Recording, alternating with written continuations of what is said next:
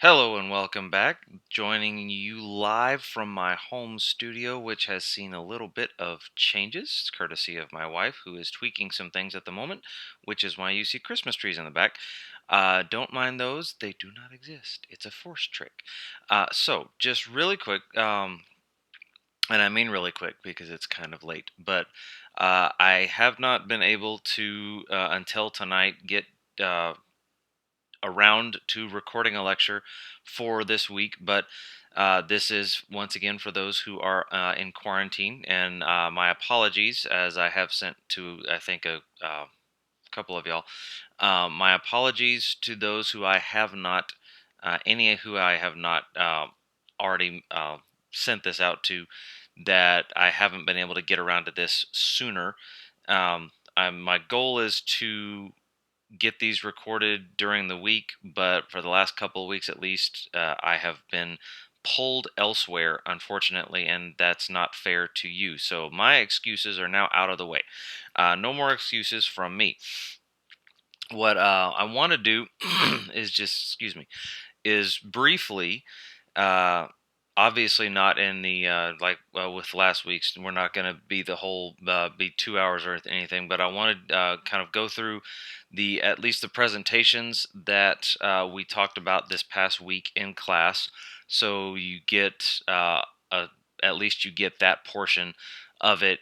Most I think. I've got most of the stuff from this week as far as discussion posts. So if there is anyone who's viewing this who has not gotten a chance to do it, or I say that, uh, who somehow had a glitch,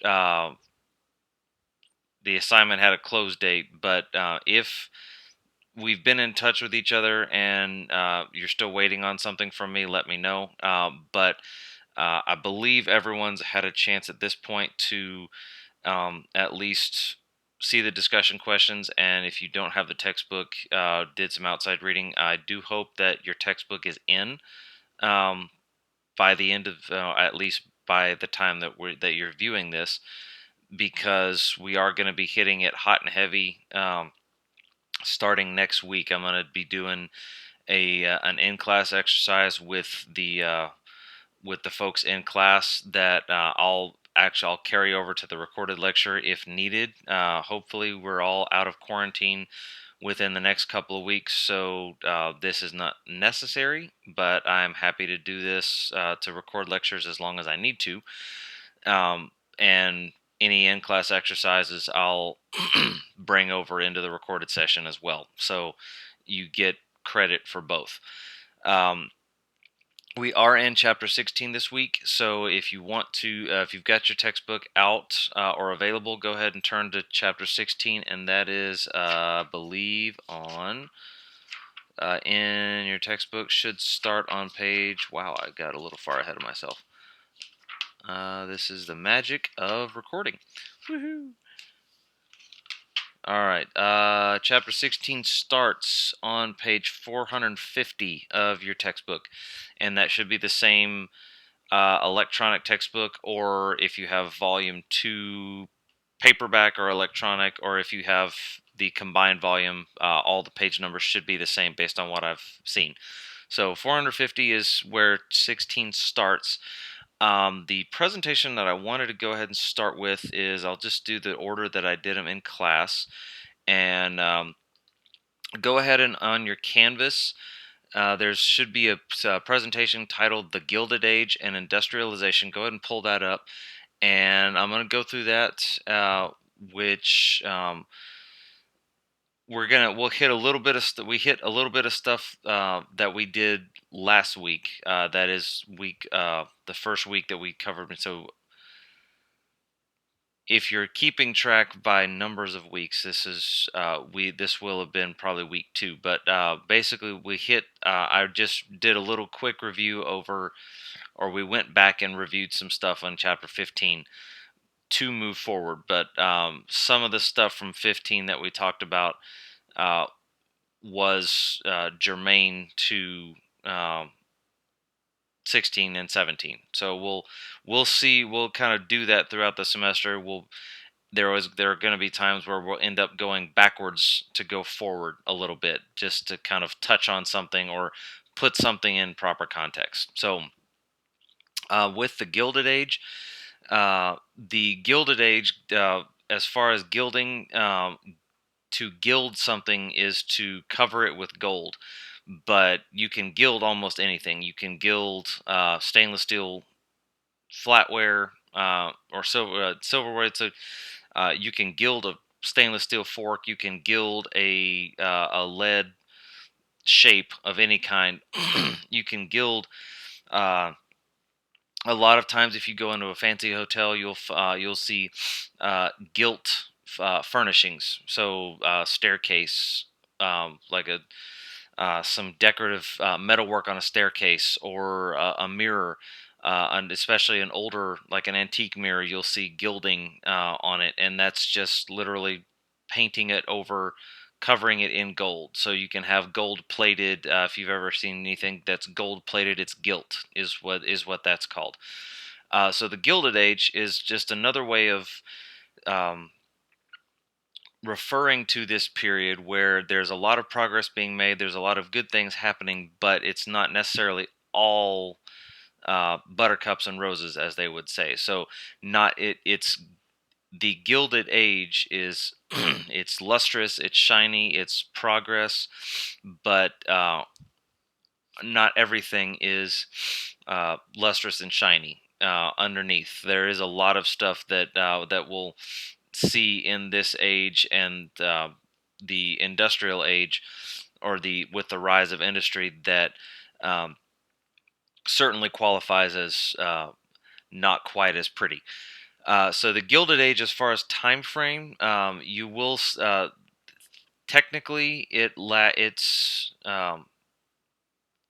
a lot like when you look at generations. When you look at generation studies, as far as generation X, Y, and Z, depends on where you go, or depends on what source you're looking at, as to what range a generation falls into. So there are different people that classify the Gilded Age in uh, either shorter or longer and different year spans. But in general, the Gilded Age can be said to last from from the end of the Civil War until, so we'll say, 1900, the beginning of the 20th century.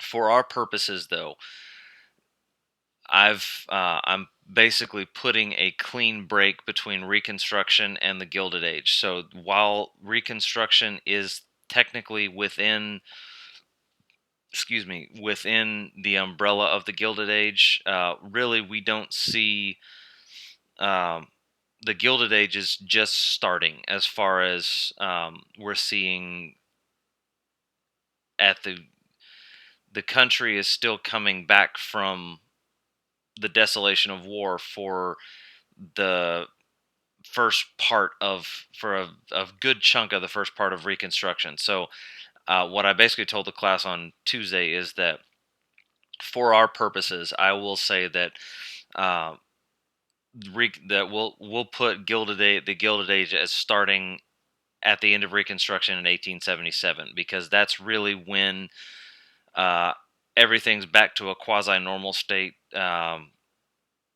We are looking at end of segregation in the South, but as far as on a national footing, uh, when we talk about the Gilded Age, really, this is where the nation can kind of pick up, and everyone's back.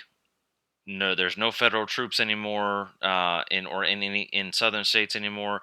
Basically, the U.S. is the U.S. again. Officially, Reconstruction's over. So now we can start talking about the Gilded Age in earnest. Um, so, with that said, I'm on slide number 3 of this, so I'll kind of keep that narration going as far as what slide we're going. So the Gilded Age. So a lot of things are starting to happen in the United States with the Gilded Age, and again, for our purposes, we're putting if we put a year span on it, we're going to say the Gilded Age starts in 1877. But like I said, things are starting to happen in from 1865 on. So the beginnings of the Gilded Age at its height are really happening 12 years before we're going to start designating it as such.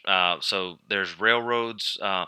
We start to see more railroads than what we than because railroad production had obviously been halted mostly for the most part by the Civil War. We see new factories specifically. Your chapter gets into it a little bit, but specifically we see, and this that's more in 17. We'll see about the factories and stuff, but we see new factories in the South specifically, uh, in the North as well. But in the Gilded Age, the Gilded Age is when we see industry finally really start coming to the South. We see new inventions, more immigrants from different places, and in greater numbers during this period. We also see discovery of new mines, a lot of different things. You have still the gold rush of 1848 is that gold rush is over, but really what that gold rush spawns is basically a continuous. Um, I'll call it a rolling gold rush, but I mean, really, it's a continuous uh, trickle of sometimes a trickle, sometimes a mini flood, but a continuous progression of people going west to find gold. And maybe they find it, maybe they stop on the way and settle somewhere in the Midwest, but there is a movement that continues of people trying to find gold, in California. Some of them take a boat around South America, go to California. Some of them travel overland. Um, but people are also finding silver mines. Excuse me, I'm sorry. I had a rough day today. So if my voice is a little gravelly, I apologize. But silver mines, coal mines, um, really, I mean, and we'll start to see the beginnings of the oil. Now we're not talking about the oil boom, but we start to see kind of the beginnings of people discovering things, new ways that we can use this liquid black stuff that comes out of the ground. What is that about? And so we'll see the beginnings of kind of changes in the transportation industry that are looking towards the 20th century. Also, new farms and ranches on the Great Plains that happens as a result of settlers coming in. Almost a more or less an inevitable result of that. Hold on a second. Excuse me. Hopefully, y'all didn't hear that. I tried to mute my mic. I just had to clear my throat a little bit. Um, but like we said, when you gild something, it's not pure gold. It's covered in gold, so not everything is as lustrous. So the Gilded Age did have a dark side. Not everyone benefits from the growth in technology, industry, and population. As we'll see in chapter 17, which is this coming week. Um, we're not talking about the beginning of we've had the industrial revolution, but the beginning of the industrial boom, the Gilded Age, will see a huge spike in uh, both growth in industry that's already established, new forms of industry, changes to the established industry. So a lot of changes are happening, and a lot of innovations are happening, and uh, we're not talking about current like a modern day industrial complex where you have safety standards, you have OSHA, you have a work week, an established 40-hour work week, basically, more or less 8 hours a day, 8 hours a day, 5 days a week, with weekends off or 2 days off or whatever. None of that's in place. There's also not child labor laws. There's not a lot of things. So industry is a big production maker, but a lot of what we see today is due to some of the things we're going to talk about here in the next couple of weeks about, of kind of gradual, as industry grows and as problems occur, sometimes serious problems occur, we're going to see changes start to come about because of those. So, just a little, next slide, number 4, just a little political cartoon. I won't, uh, I didn't, I'm not going to linger too long on this.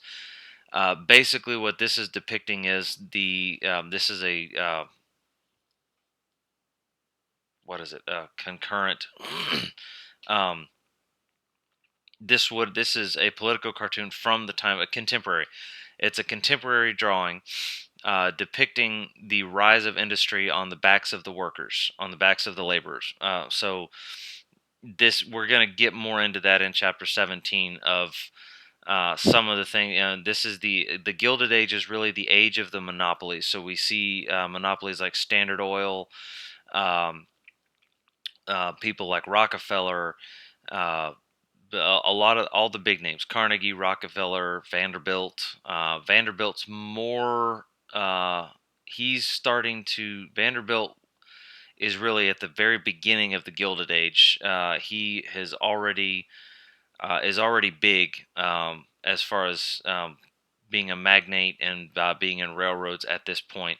So Vanderbilt will be one of the first uh, magnates that we talk about. But then you see the Carnegies, the Rockefellers, the J.P. Morgans. These are all people that would be. These are at the top of this drawing.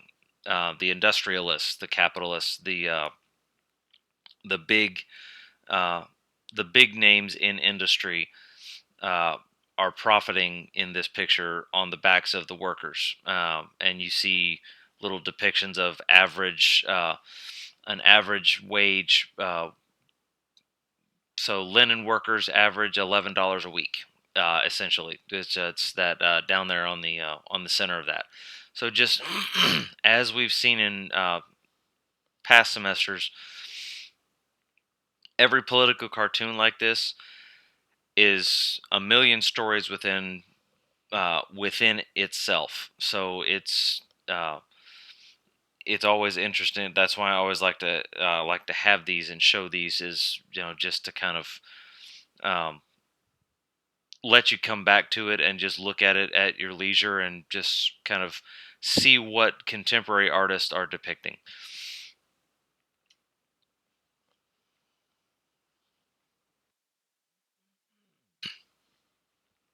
Okay, slide number 5.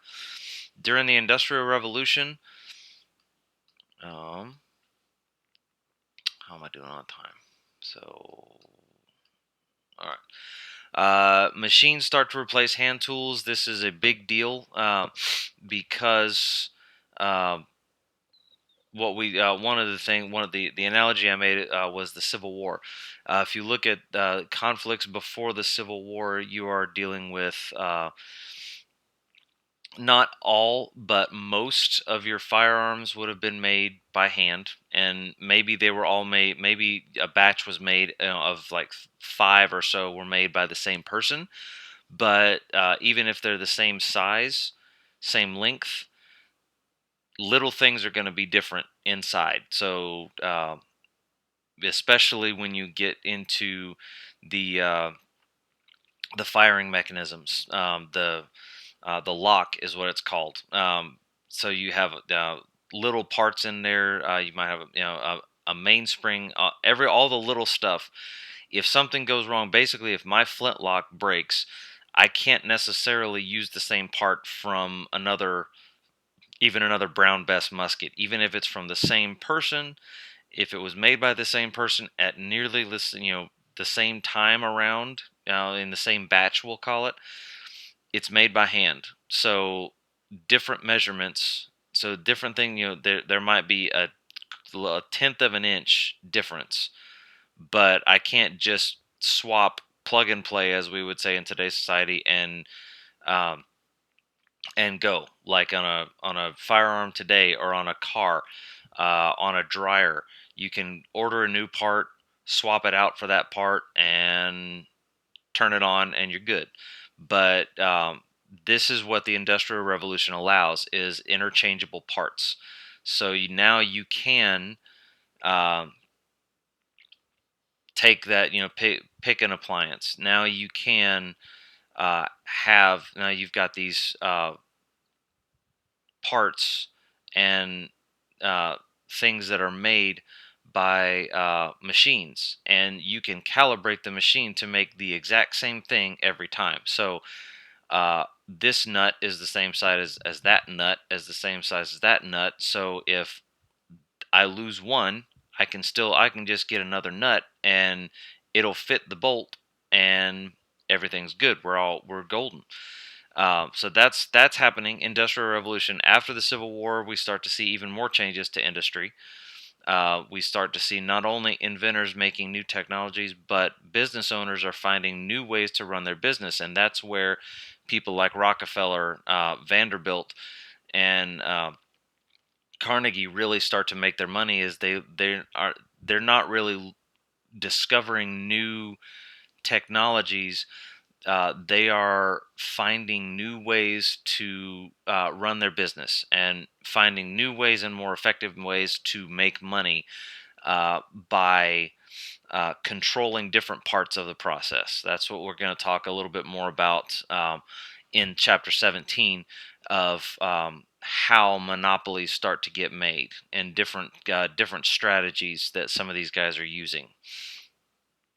Okay, next, slide number 6, free enterprise. The free enterprise system. When someone talks about capitalism, what they really mean is free enterprise. The ability.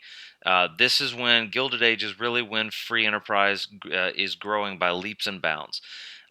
Free enterprise, or like I said, when I say if I say capitalism, it is a we live in a free market society. Free enterprise is the ability to have is the ability for businesses to have the freedom to offer different kinds of goods for sale and different services, and also that gives you and me the freedom to either buy a good or service, a product or a service from this company, or from this company, or from this company. I can choose to buy, or I can choose not to buy. That's free enterprise. Is the freedom for me as a company owner to offer a particular good or service, and the also the freedom for you as the consumer to say no, I don't want it, or you know what, that's the best one, I think I'm going to get that. So that's free enterprise, and that's really growing by leaps and bounds in the Gilded Age. I keep getting pop-ups and it's annoying.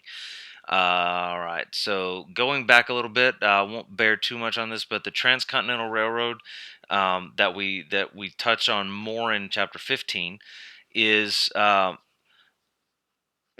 something I didn't really hit last week. That's important, is that we're not talking the Transcontinental Railroad, when capital T, capital R, that we're talking about, is not a long stretch of railroad that was built from one coast to the other.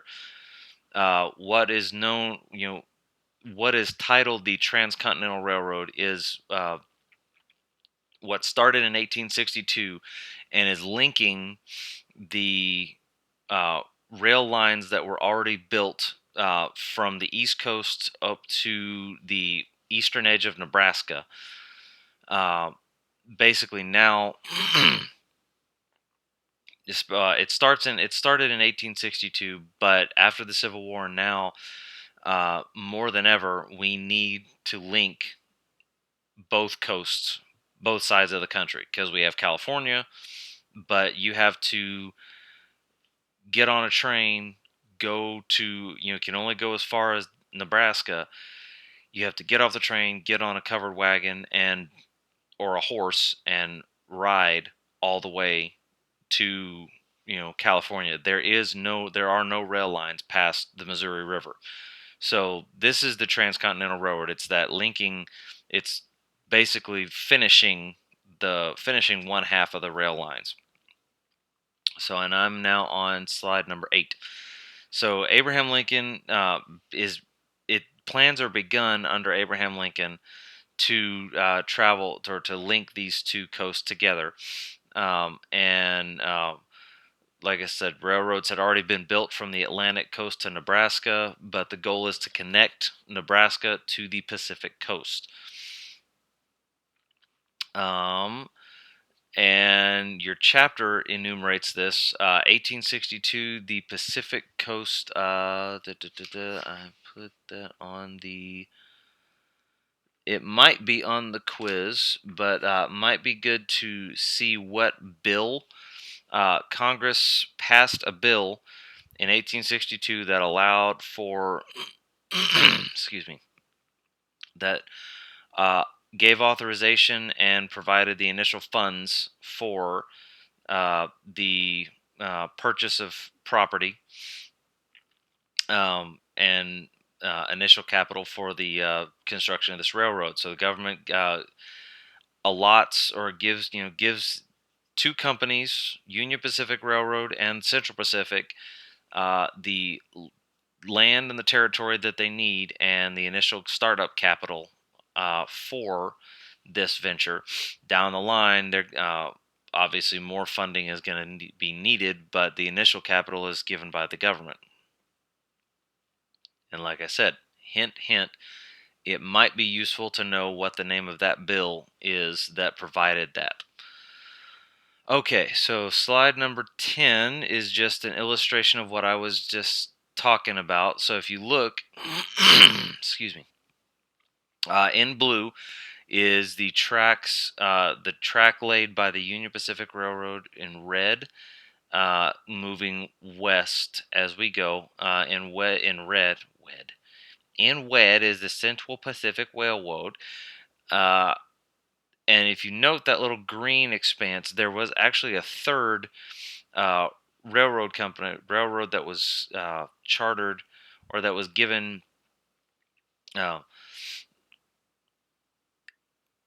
authorization. I was going to say access, but there was a third railroad involved in this project, but it was not.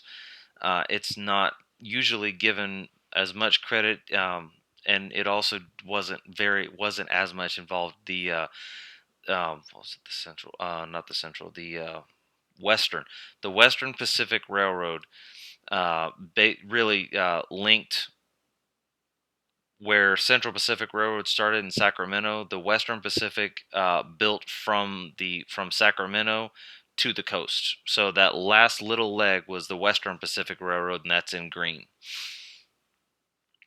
So next slide, number 11. So if you look, or on the two main different competitors, because it was a race. Really a race to see who could lay the most track, and that also governed where they were going to meet. But the Union Pacific work crews were generally comprised of mostly Irish immigrants, European immigrants. So there were from other countries, but a lot of them were Irish. Veterans of both the Union and Confederate armies during the Civil War. And Mormons as they go through Utah. So this is Mormons who wanted to see the railroad pass through Ogden. So you got some workers from there. The Central Pacific began trying to recruit similar to the Union Pacific, but they had a lot of problems at the outset of keeping their laborers, keeping them happy, keeping them paid. And so after a couple of strikes, not a very long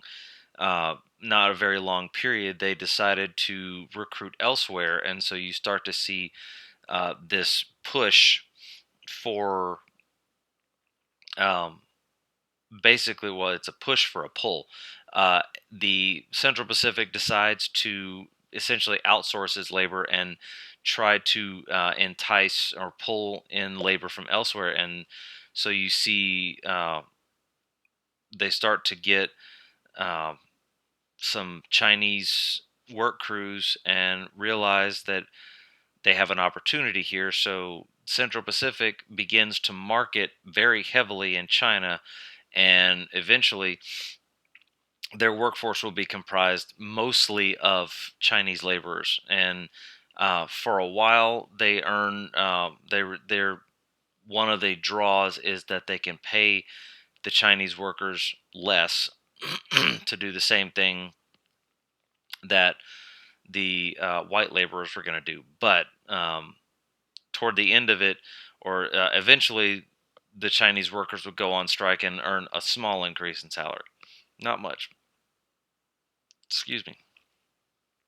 So the next, really the last the last slide, or these next couple of slides from 12 through 16 are just different pictures that I'll let you look at of the Transcontinental Railroad as it was being constructed. Note on slide 13 and 14 some of the different things that uh, some of the different things, excuse me, that crews had to work with. So, like I was telling the class, if you this venture is not just an exercise in laying tracks across flat ground. The each of the Union Pacific and the Central Pacific had surveyor crews that were going out ahead of the track laying crews, and were basically plotting the course. So if you go back to the map on slide 10, uh, you see how it winds around, and that's following terrain in before this, especially before this, but for the most part, railroads usually were always windy because the railroad was like water. It followed the path of least resistance. You didn't have railroads going through mountains. You had railroads going around mountains, or going to the base of a mountain, or near a mountain, because it's a big obstacle. But with this, we got to move across country. So I mean, if you look at the map, you have what's between Nebraska and California: the Rocky Mountains. You have the Rocky Mountains, and in California, you have the Sierra Madres. You have two major mountain ranges, at least, that um, stand in your way. And so a lot of this, think about what we've talked about so far with the Gilded Age. You have new inventions, uh, changes in industry. The railroad industry gains experience, invaluable experience, in new ways to make a railroad through this transcontinental railroad project, because the Union Pacific, basically, you're basically giving everyone involved on the job training in how to blast through uh, mountains. What is the best way in different types of situations with different rocks? The surveyor parties are braving Indian attacks, and bringing back sensitive information on what route to take. You have industrial espionage going on, but you've got a lot of different things. So slide 13, there. It's not a mountain, but you have a crew that is basically you're cutting through. You're not going up and over. You're cutting through, so you're staying flat. So they're having to cut a path through what looks like probably a little foothill, or kind of a little plateau. So you're cutting through. You're making the path straight, and then the next slide you have to span a gap, and they're obviously going up and over that hill in the background of the picture. But there was no, the way the surveying crew surveyed it, to get across that, you have to build a bridge where there is not. And you're not building a bridge over water, you're just building a bridge over a gap. So these are new things, and you're seeing a lot of different types of railroad construction all at the same time. Next slide is just looking at typical trains of the day. Slide number 17 is the Golden Spike, and I showed a video clip in class, but they didn't actually have it here. What they did for the Promontory in Promontory, Utah, the point where the two railroads met, a ceremonial golden spike was driven in, obviously taken out right after. But what they actually did, what was interesting, is when you think of a TV news report, you have a camera right there, and you've got audio and video. But they didn't have news cameras. They had news reporters, but the telegraph had been in existence for some time now, and so they actually wrapped a telegraph wire around this ceremonial spike. And so what you did, or what happened when they struck the hammer on the spike, it went out across the telegraph wires, so people could actually hear the spike being driven in, which I always thought was interesting when I first found out about that. I didn't know that. That's not commonly. That's not something you read in every historical account. But um, that was so is essentially that's an innovation in news reporting that you hadn't seen to that point, of being able to use this technology for something different than just my poor attempt at mimicking a telegraph, but something, instead of just sending a message over a wire, now it's how do we let people hear this spike being driven in for this momentous occasion? What do? We just wrap it in telegraph wire. Okay, done. Trial and error innovation. The last slide on here is a picture of the two work crews, Union Pacific and Central Pacific, meeting for the first time. And that's at Promontory Point. So this would have been taken after, or right around, probably after the ceremonial spike was driven and taken out. But this is the two crews meeting together for the first time. So I think that's probably enough of that. If you need to go back for anything, you can rewind it.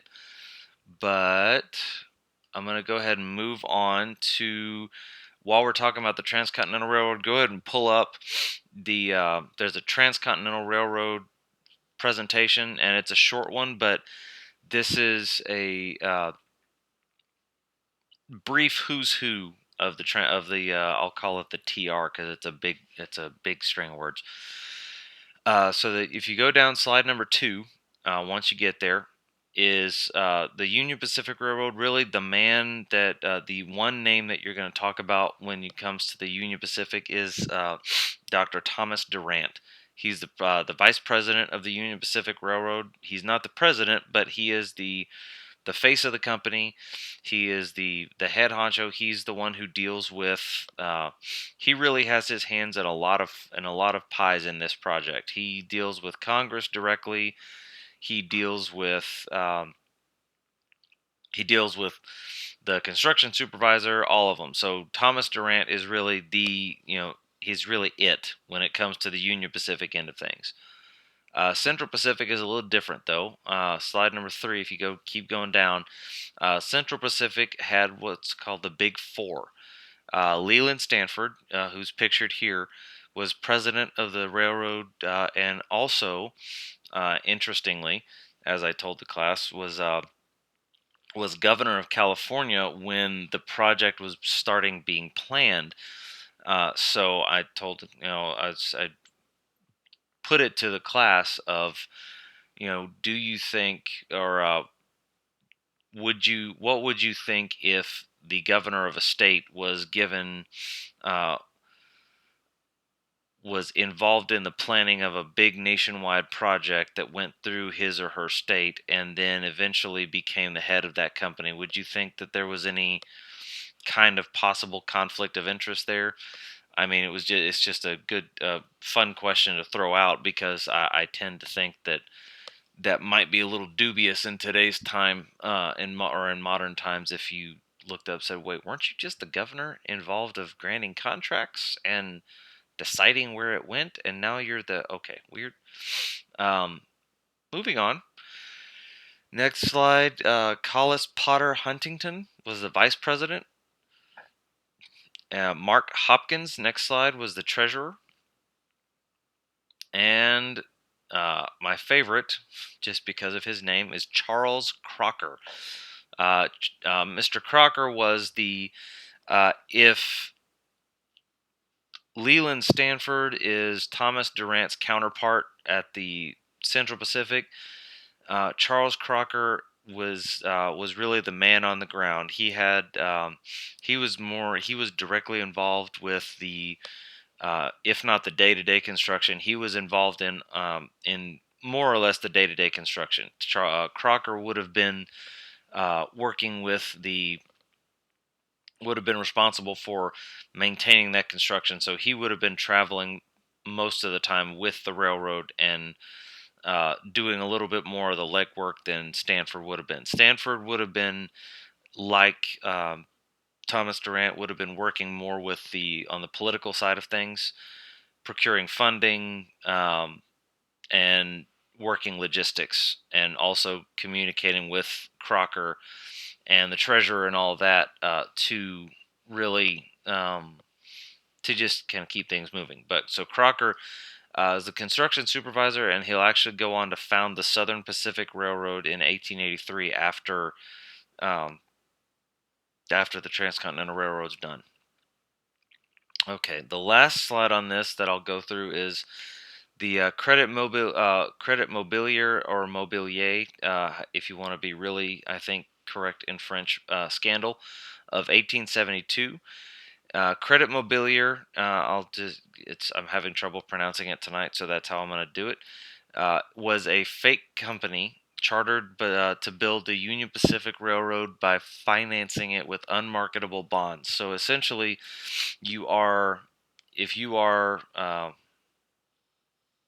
Durant, then you are enlisting investors to buy bonds in this company, and their money is going to finance the railroad. But the bonds are not marketable. So basically, you're buying a product that you can't sell, you can't make money off of.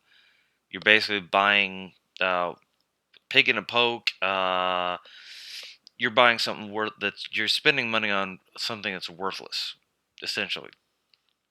So, um, what is when this comes to light? Uh, Several notable politicians become linked to this, that were involved when it was going on. Because by 72, the railroads have been built, it's all done, and now we're going back through and realizing, wait, some things don't add up. Hold on. Uh, Oakes Ames and James Brooks were two representatives at the time in the House of Representatives. Ames is Massachusetts representative, and James Brooks was the government director of the Union Pacific, and he was a representative from New York. The big name in this, Schuyler Colfax, um, he was actually Speaker of the House during the construction of the railroad, but by the time the scandal comes to light, he is the sitting vice president. So it becomes a bit of a problem when this breaks. Of wait, hold on, the vice president's, whose name is that? Ooh, that's different.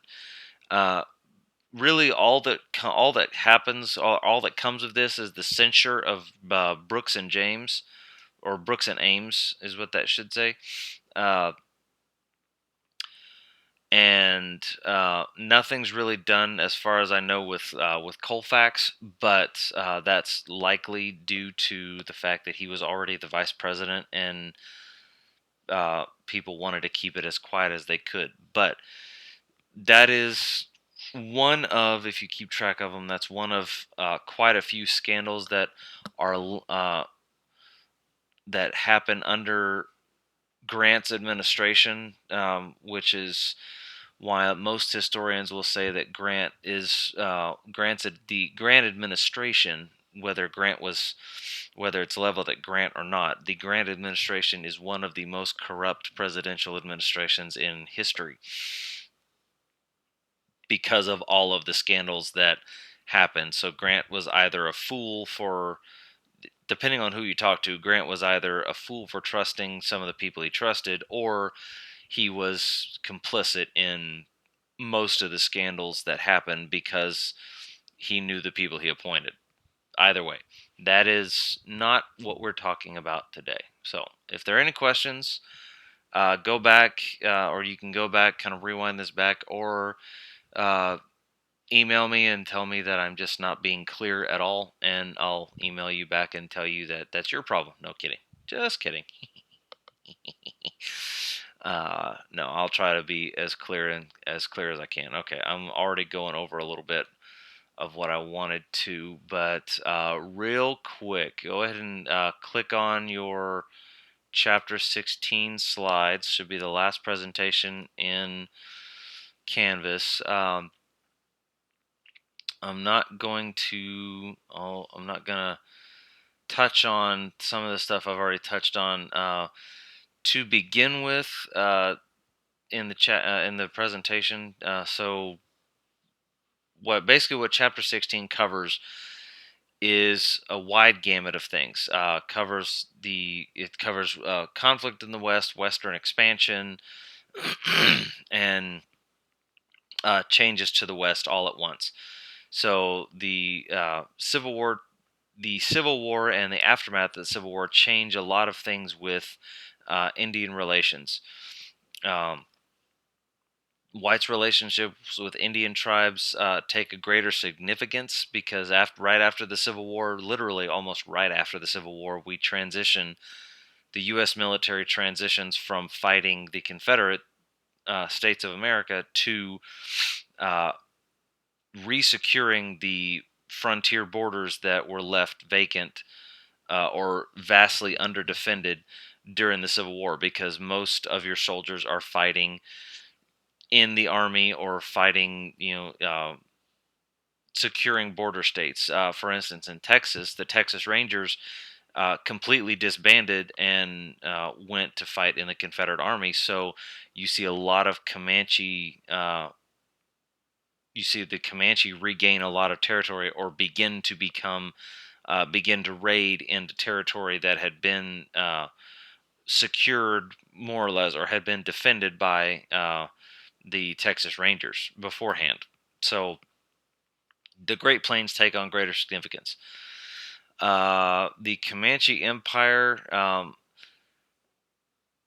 don't know if I like the fact that it says it opens new opportunities for the Comanche. It does ish, but the Medicine Lodge Creek Treaty was criticized because one of the things it does is and one of the reasons it's resisted by Quanah Parker in particular is that it puts an end to the Comanche as a sovereign nation. They're not going to be recognized as a sovereign nation anymore, and establishes um, provides for a Comanche reservation, gives them the right to hunt on open plains, yes, but like I said, not everything is pretty in the Gilded Age, and this is one of those things that just unfortunately is not pretty, because whether through accident or design, the a lot of the treaties that are made with various Indian tribes are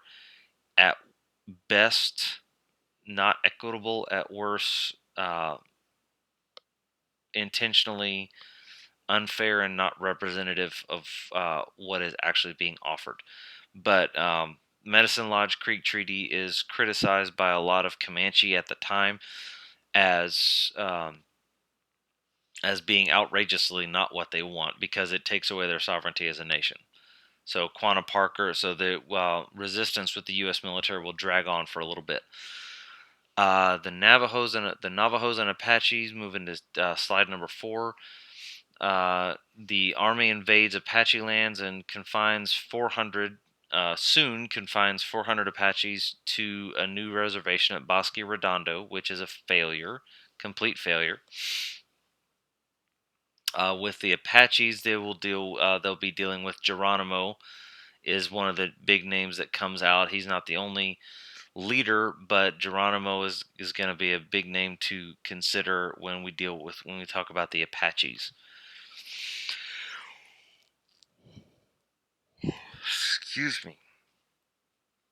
I'm sorry. It's a late night. Okay, slide number 5. The Modocs, the Nez Perce, and the Pacific Coast tribes. The Nez Perce were integral in the Lewis and Clark expedition, and by 1877, after being pursued or after resisting being put on a reservation for so long and moving his people.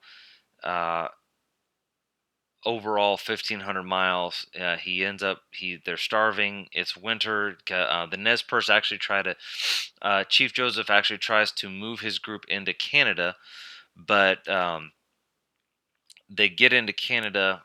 I believe they're into Canada and the mountains in Canada, and they're starving, and the Canadian government is not helping them out with the way they thought they would as well. So they end up coming back over because there's just nowhere else for them to go. So Chief Joseph is quoted as saying, "I will fight no more forever."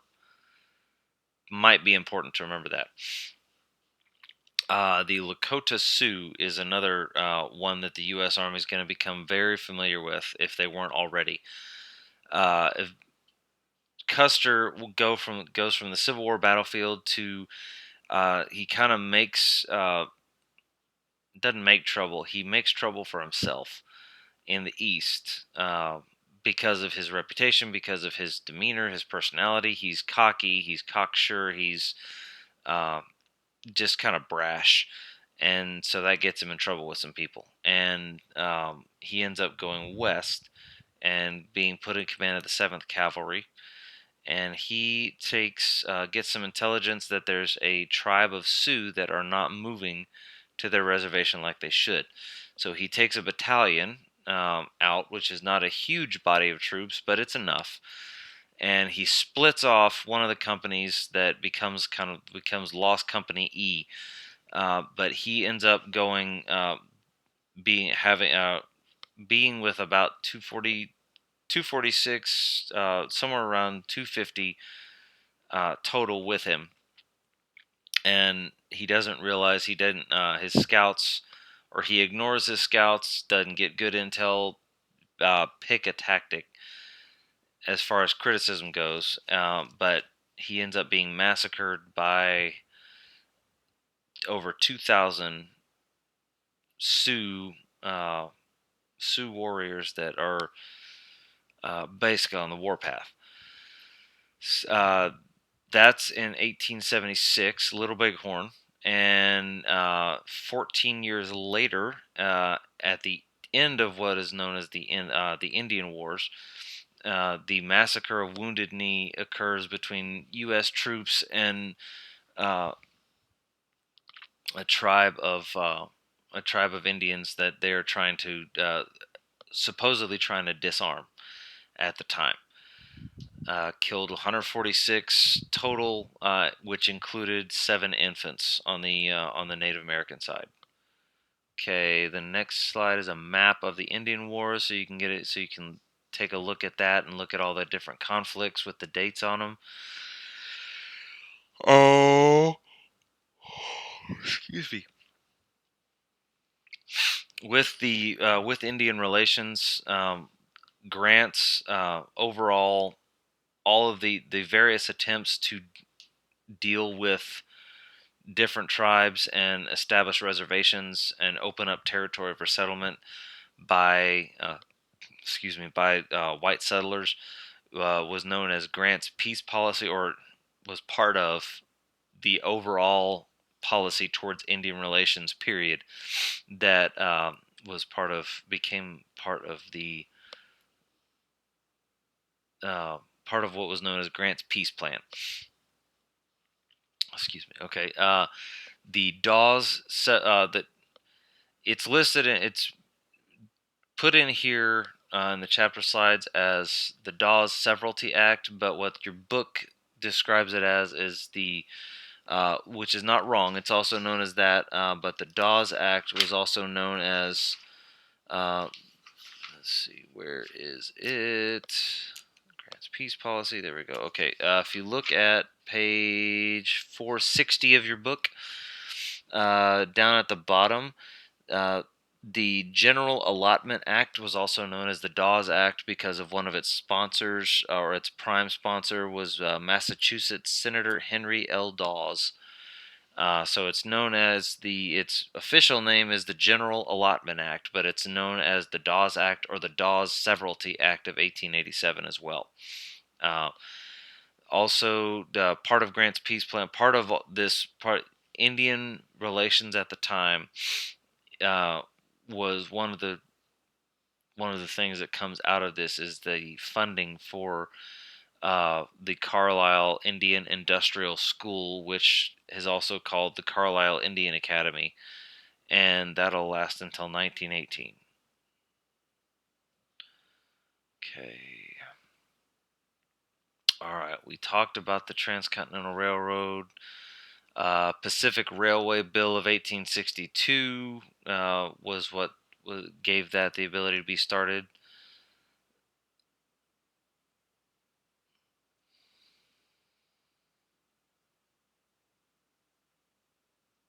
Okay. Think I'm going to let y'all read the rest of these. I mean, they're fairly self explanatory. The I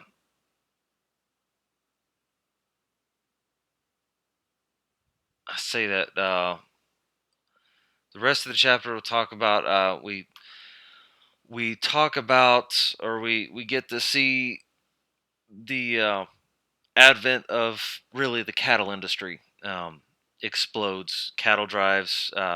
There's a map of the cattle and rail lines on slide 13. If you look at it, it's got or it shows before the railroads, and you can actually see the line of the Transcontinental Railroad at the top. But it shows before the railroads moved down to Texas. It shows where all those different cattle trails went to the railheads, and so really the original cow town, if you will, was Abilene, Kansas. And so if you look on the green snaky lines, you have the Goodnight Loving Trail, the Chisholm Trail, the what is that? The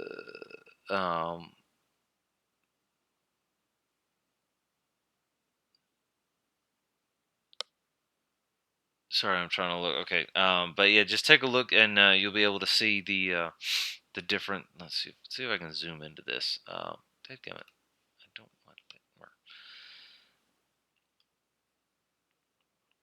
that. That's the Sedalia and Baxter Springs Trail on the right. The Western Trail is in the center. Oddly enough, that's the Western Trail, but the Goodnight Loving Trail is farther west than the Western Trail. So let me zoom back to a normal 100%.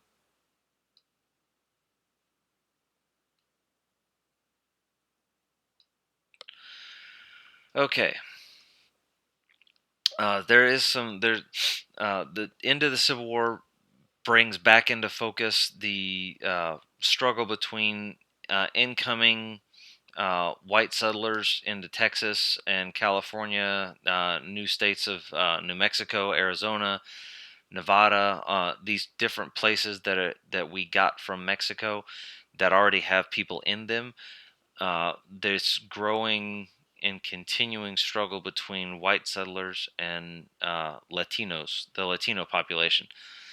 Uh, Resistance from the Latino population takes different forms across the Southwest. So it looks different in Texas than it does in Santa Fe, New Mexico. You'll read about that in, let's see, where is that? That is on page 470. Has a Thinking Historically in your textbook, has a pretty good case study in what some Latino resistance looked like in the Southwest.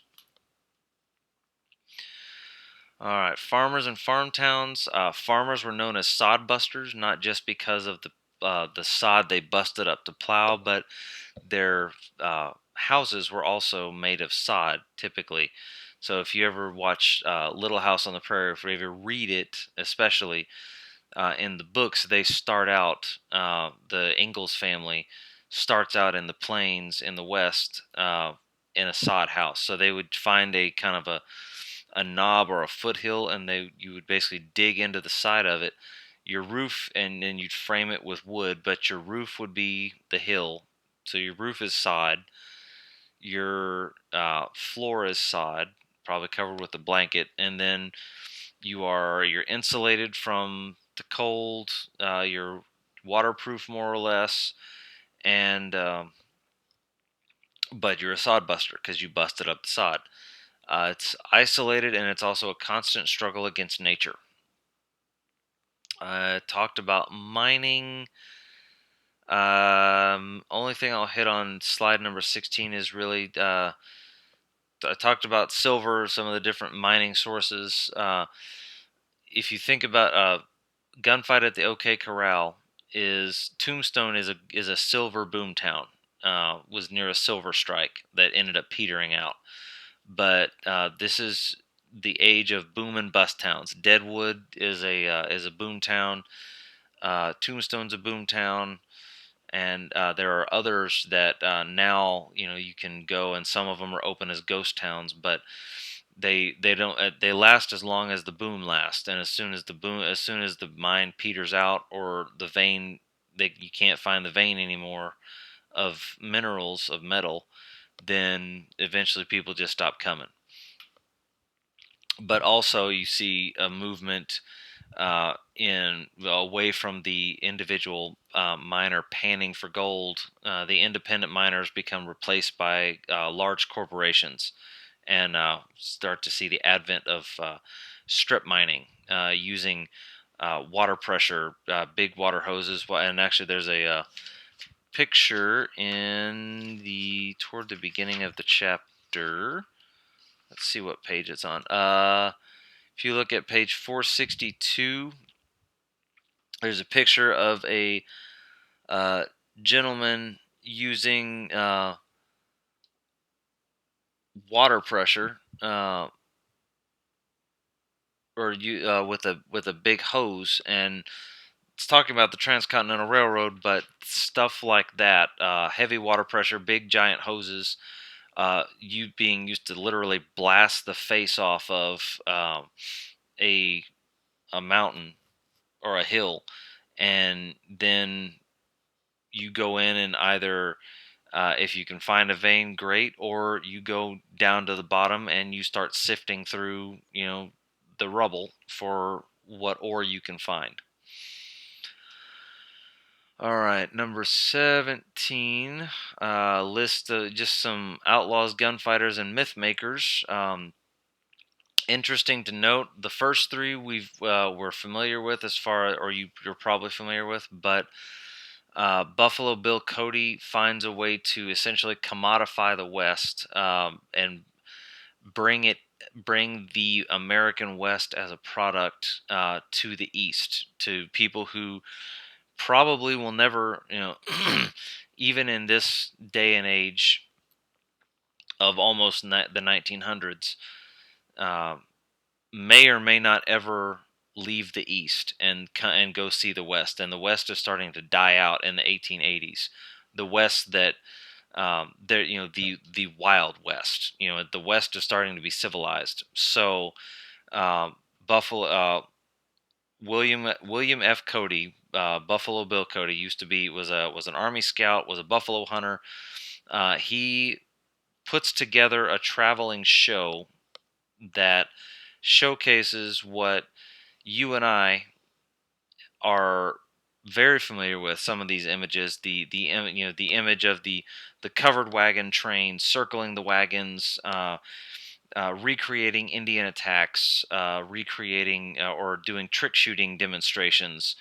Uh, People got the chance to see a real life cowboy. Now, obviously, these are uh, fanciful, um, really heavily stereotyped images because the people back east are used to reading dime novels. And even if a normal person did not look like this, then you have cowboys dressed in buckskin with fringe everywhere, Native American beads all over, big 10-gallon hat, with and drawing really fast and doing shootouts in the middle of the street kind of thing. But this is people in the East had never seen this. Their view of the West is reading the little dime novel pamphlet that was maybe partly almost half of a tenth of a percent true, but that's their image of the West is shootouts and gunfights and all of this. Annie Oakley, it's interesting to note, um, could have changed the course of history had she missed. She was a very famous shot, a very good shot, and it was novel not just that she was good but that she was a woman and she was good at shooting. So that was one thing that helped to sell with her, but she was genuinely very talented as far as shooting goes. The reason she almost changed history is that during I want to say, I might be wrong, but I think it was during the Chicago World's Fair, um, or the Columbian Exposition, I believe, because the Wild West show was there. But she, a young, soon eventually a young man who would eventually be Kaiser Wilhelm of Germany, volunteers. I can't remember if he was Kaiser then or not, but he volunteers to have a cigar shot out of his mouth by Annie Oakley.